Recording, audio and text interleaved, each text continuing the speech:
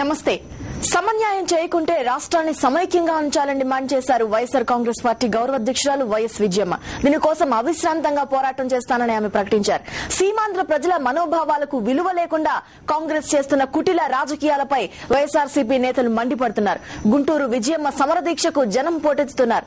దీక్షా సమరంపై ఇవాల్టి special edition.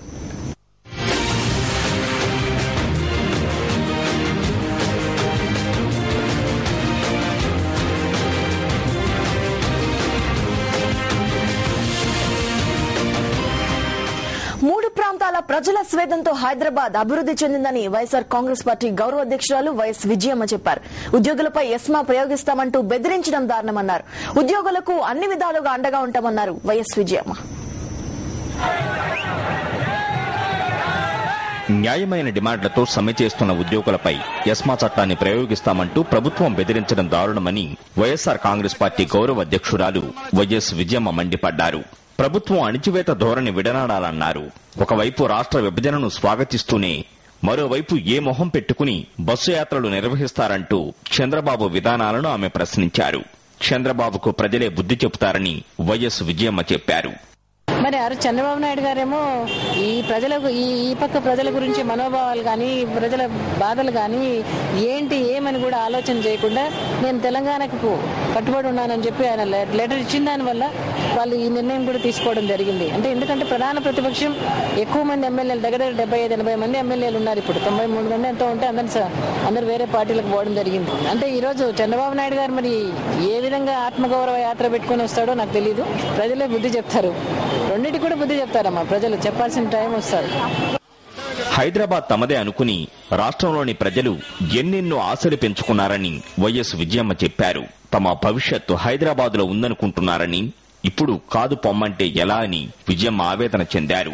అలాగే నీటి ప్రాజెక్టుల విషయంలోనూ సమాధానం లేని ప్రశ్నలు ఎన్నో ఉన్నాయని, వాటికి జవాబు చెప్పిన తర్వాతే రాష్ట్ర విభజన చేయాలని వైఎస్ విజయమ్మ డిమాండ్ చేశారు. రాజశేఖర రెడ్డి గారు పులిచింతల ప్రాజెక్టు మొట్టమొదటి ప్రాజెక్టుగా తీసుకోవడం జరిగింది. మిగులు జలాలను వరద నీటి జలాలను అన్నిటి కూడా అంటే నికర జలాలు అన్ని కూడా ఉపయోగించే జలయజ్ఞం ప్రతి నీటి బొట్టు కూడా సాకారం చేయాలా.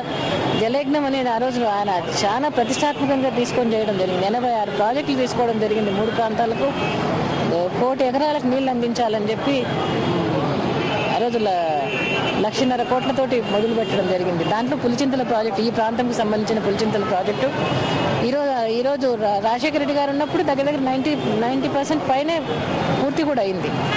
ఆ రోజు చాలా ప్రజల్లో అంటే ఏ ప్రాంతం నుంచైనా కూడా వ్యతిరేకత వచ్చినా అపోహలు వచ్చినా కూడా వాటన్నింటినీ తీర్చి యుద్ధ ప్రాతిపదికన దీన్ని పూర్తి చేయాలని చెప్పి అనుకోవడం జరిగింది. ఉన్నపళంగా రాష్ట్ర విభజన నిర్ణయం తీసుకుంటే ఎలా అని ప్రశ్నించారు వైఎస్ విజయమ్మ. రాష్ట్ర విభజనతో అన్ని వర్గాల ప్రజలు నష్టపోతారని ఆమె అభిప్రాయపడ్డారు. సీమాంధ్ర ప్రజల అభిప్రాయాలకు మనోభావాలకు విలువ లేకుండా చేసిన పార్టీ కాంగ్రెస్ అని మండిపడ్డారు వైఎస్ఆర్ కాంగ్రెస్ పార్టీ నాయకురాలు శోభా నాగిరెడ్డి. రాష్ట్రం ఇచ్చిన ఎంపీలతో కేంద్రంలో అధికారాన్ని అనుభవిస్తూ కాంగ్రెస్ పార్టీ నేతలు అహంకారపూరితంగా వ్యవహరిస్తున్నారని విమర్శించారు. కాంగ్రెస్ పార్టీ ప్రజల దగ్గరకు రావాల్సిన పరిస్థితి వస్తుందని, అప్పుడు ప్రజలు ఆ పార్టీకి తగిన బుద్ధి చెప్తారని శోభా నాగిరెడ్డి తెలిపారు. యాంటోనీ కమిటీ హైదరాబాద్ రాదని దిగ్విజయ్ సింగ్ చేసిన ప్రకటనపై శోభా నాగిరెడ్డి మండిపడ్డారు. ఆంధ్రప్రదేశ్ ప్రజలు తలుచుకుంటే ఢిల్లీలో గద్దె అనేదే లేకుండా చేయగలరని ఆమె నిపుణులు జరిగారు. ఈ పరిస్థితిని కాంగ్రెస్ పార్టీ భవిష్యత్తులో చవిచూడబోతోందని ఆమె అన్నారు. తెలుగుదేశం పార్టీ, ఆ పార్టీ నేత యనమల రామకృష్ణుడు దిగజారి వ్యవహరిస్తున్నారని ఆగ్రహం వ్యక్తం చేశారు. వైఎస్ విజయమ్మ దీక్షపై, వైఎస్ జగన్మోహన్ రెడ్డిపై టీడీపీ నేతలు పనికిమాలిన మాటలు మాట్లాడుతున్నారని శోభా నాగిరెడ్డి మండిపడ్డారు. యనమల రామకృష్ణుడు గారికి గతంలో చెప్పాము, మళ్ళా ఇప్పుడు కూడా చెప్తా ఉన్నాము. అధికారంలో ఉండేది మీరు మద్దతు ఇస్తున్నటువంటి పార్టీనే, మీ కాంగ్రెస్ పార్టీనే అధికారంలో ఉంది.